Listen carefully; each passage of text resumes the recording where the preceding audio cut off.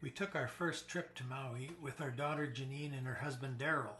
They had had their honeymoon there and they wanted to show us around. We picked up our car at the airport and headed to our condominium, which was located a little north of Lahaina.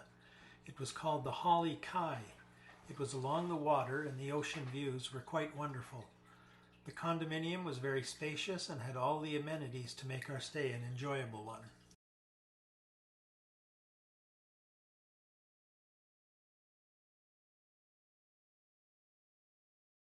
On our first day, it was time to hit the beach and do some snorkeling. We were looking forward to seeing the colorful fish in their natural habitat, and they did not disappoint. It really felt like you were swimming in an aquarium. It was quite an unusual thing to do, but we enjoyed it very much.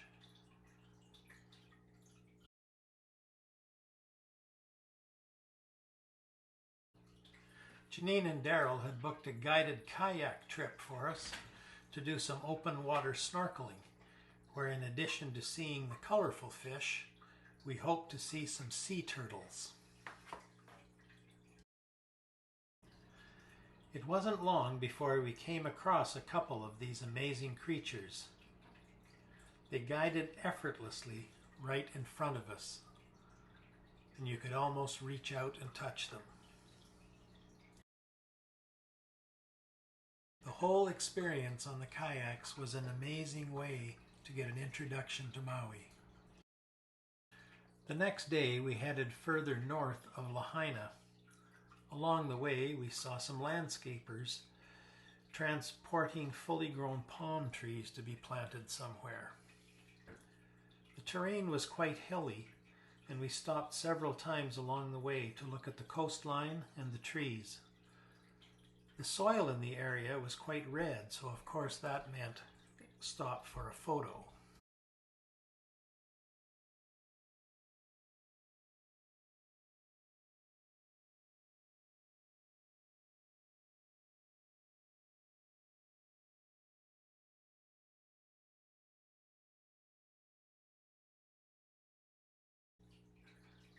That night we went into Lahaina for dinner at Bubba Gump's seafood restaurant. It's based on the movie Forrest Gump. The food was quite delicious and we ate it right along the seaside. Afterwards, we took a stroll around downtown Lahaina and saw some of the colorful birds. And as darkness kind of closed in, we took a few photos around the area down by the marina.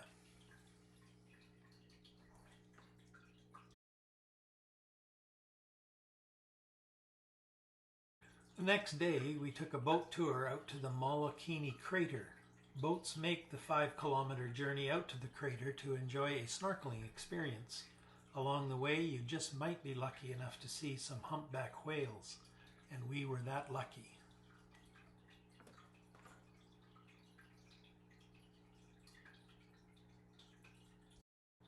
Upon arriving at the crater, we donned our snorkeling gear and jumped in.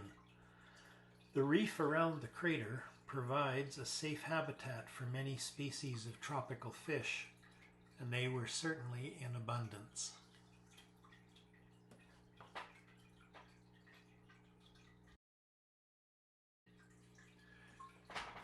We were in the water a good 30 minutes or more before it was time to climb aboard the boat.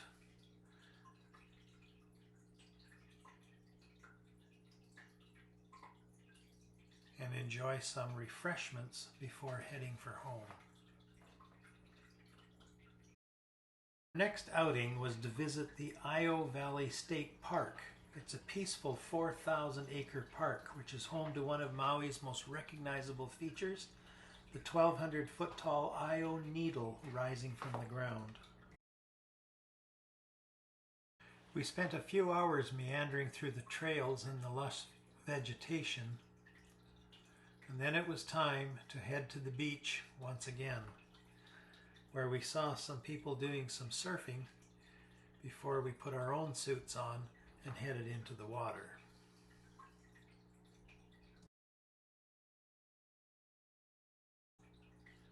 fish here were as colorful as anyone we had seen.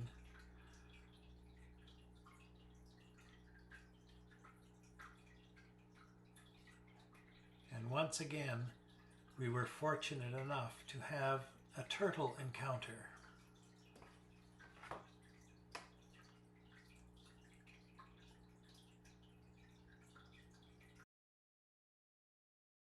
Apparently, a trip to Maui would not be complete without a visit to the Haleakala volcano, either for sunrise or for sunset. We chose sunset, and on the way up to the volcano, we stopped along the way to barbecue our dinner before completing our trek to the top, some 10,000 feet above sea level.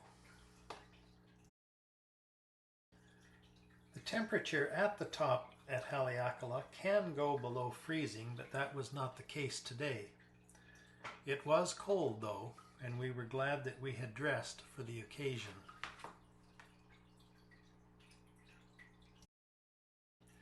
It was beautiful to watch the sunset, and it provided us with a great photo opportunity to commemorate our visit. After a day or so of rest, we visited the Kula Botanical Gardens. The gardens cover 8 acres, and there are many pathways throughout the gardens where you can enjoy the colorful plants and flowers. As you walk around, not all of the plants that you see are native to Hawaii.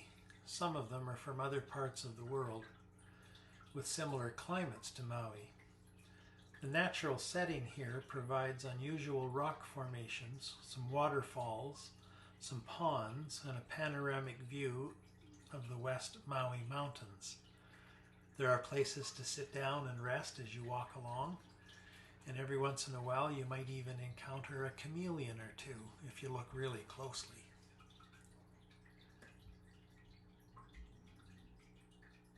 The gardens have been open since 1971, and it's a small fee that you pay to go in each time, but it is certainly well worth it, especially if you're interested in seeing some very unusual and colorful plants.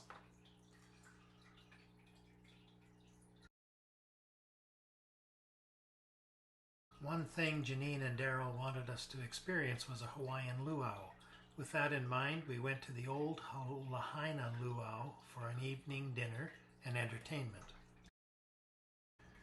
Before dinner, we were able to meander around the manicured grounds where we were entertained. There were musicians, there were demonstrations of making taro, although we didn't eat any of it. It did look kind of interesting. And just generally, it was a wonderful atmosphere, and we were looking forward to dinner. The main course for dinner was roast pig. Earlier in the day, the pig had been wrapped in banana leaves and put into a pit of hot coals. It was covered with sand and allowed to slowly cook during the day. As dinner time approached, the pig was dug out of the sand and served for dinner. It was delicious.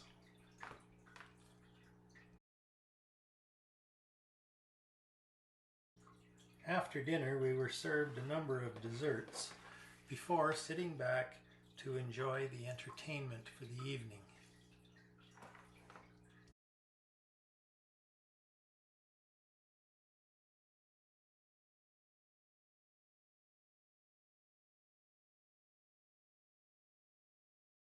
On our final day, Daryl blew the conch shell and we went out to enjoy our last lunch out in Lahaina. The next evening, it was time to pack up and head to the airport for our flight home. This was an amazing experience and one that we hope to repeat.